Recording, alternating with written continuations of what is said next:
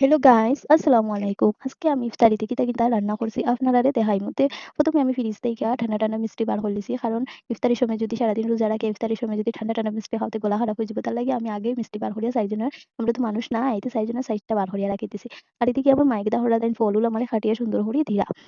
আর আমি এদিকে রান্না করে আইছি, আই কেন মাছ ভাজি করাত লাগি গেলাম। তাড়াহুড়া করিয়া ইফতারের টাইম লাগি যায়। আর ওদিকে আমি আলু সিরাও বুয়াইছি।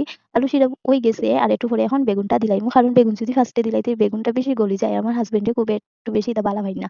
তো হাসব্যান্ডের লাইগা তো সবই আবদার। তো তানের লাইগা একটু বালা করে রান্না করি।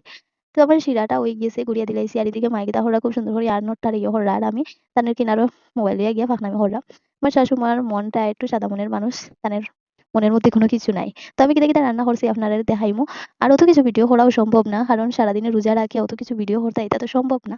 তো এইদিকে আমি কিতা হচ্ছে মাছ ভাজা হয়ে গেছে। এখন আমি কপি ভাজি বয়াই দিছি। আর আমার রান্না বান্না খাই মনে হইছে একটু জানাই। তো কপি ভাজি কিতা করছি ঢাকনা দিয়া দিলাইছি। আর এদিকে মাছ ভাজি হয়ে গেছে। এতে ভাবলাম মাছ যখন ভাজি হয়ে গেছে এতে পাতলা পাতলা করিয়া মাছের ঝুল বানাইলাই। কারণ সেহরিতে তো আর মাছ ছাড়া খাওয়াও যায় না আবার। তো এদিকে কপি ভাজিও হয়ে গেছে। তোমার ভিডিও ভালো লাগলে লাইক শেয়ার কমেন্ট করিও। আর এদিকে ইফতারের টাইম হয়ে গেছে তো আমি তাহলে আমি কেন সার্টি বিছাইয়া দিলাম। ইফতার যদি করে তাই তো নিচে বইয়া সার্টির মধ্যে বইয়া সব শান্তিতে একসঙ্গে বইয়া ইফতার করলে একটা আলাদা আরাম পাওয়া যায়। তো আপনারা দেখলে বুঝতে পারো আমি কিতা কিতা রান্না করছি। সব এখন সুন্দর করিয়া গুছাইয়া সব রেডি করে দিছি। আর এদিকে কিতা করলাম শরবতও লই লিছি। টাইম আজান হওয়ার একটু বাকি আছে।